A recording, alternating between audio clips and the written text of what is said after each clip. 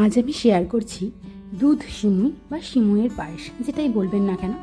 তার জন্য নিয়ে নিয়েছি আমি এখানে 100 গ্রাম সিমুই। সিমুইটা ড্রাই রোস্ট ছিলই, প্যাকেটের সিমুই, আর এগুলো ছোটো ছোটোই ছিল।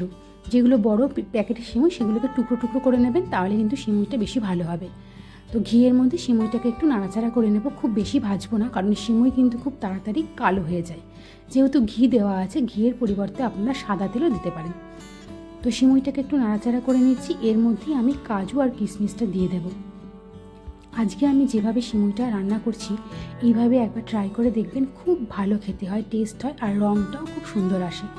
তো কাজু বাদামগুলোকে একটু ছোটো ছোটো টুকরো করে নিয়েছি, তার সাথে দিয়ে দিলাম কিশমিশ। এটাও আমি সিমুইয়ের সাথে একটু নাড়াচাড়া করে নিয়েছি ঘিয়েতে।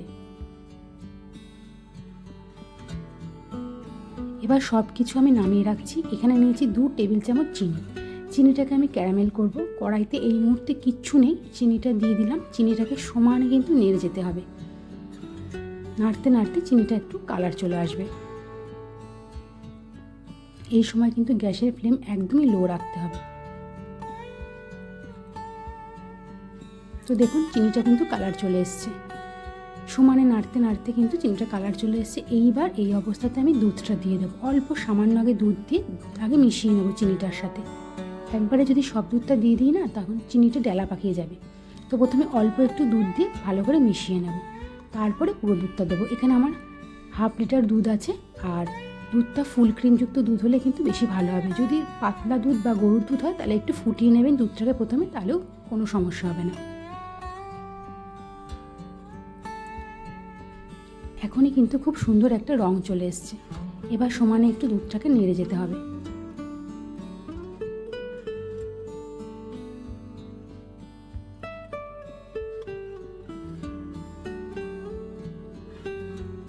মোটামুটি দুধটা একটু ফুটে আসলে এবার আমি যে ভেজে রেখেছিলাম সিমুই বাদাম সেগুলো দিয়ে দেবো।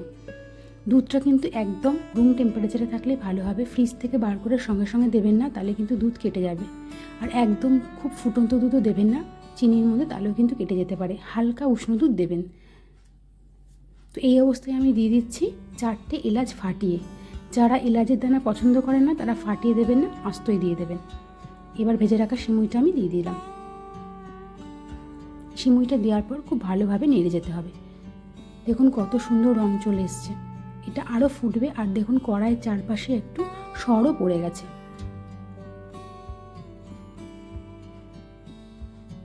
তো সিমুইটা কিছুক্ষণ একটু ফুটিয়ে নেওয়ার পর এর মধ্যে আমি দিয়ে দেবো বাতাসা। আপনারা চাইলে চিনি দিয়ে করতে পারেন, তবে বাতাসা দিয়ে করলে কিন্তু এর টেস্টটা খুব ভালো হয়। সিমুই পায়েসের যে টেস্টটা সেটা খুব ভালো হয়। তো এখানে আমি 150 গ্রাম বাতাসা দিয়েছি। এবার ভালো করে ফুটতে দিতে হবে।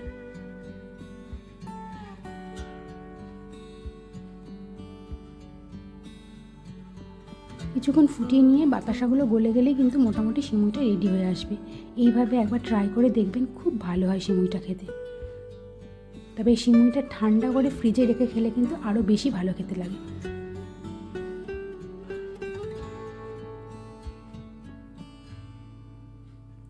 তো সিমুই কিন্তু একেবারে রেডি হয়ে গেছে।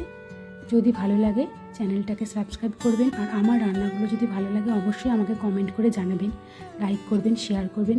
আবার দেখা হবে নতুন কোনো একটা রেসিপিতে।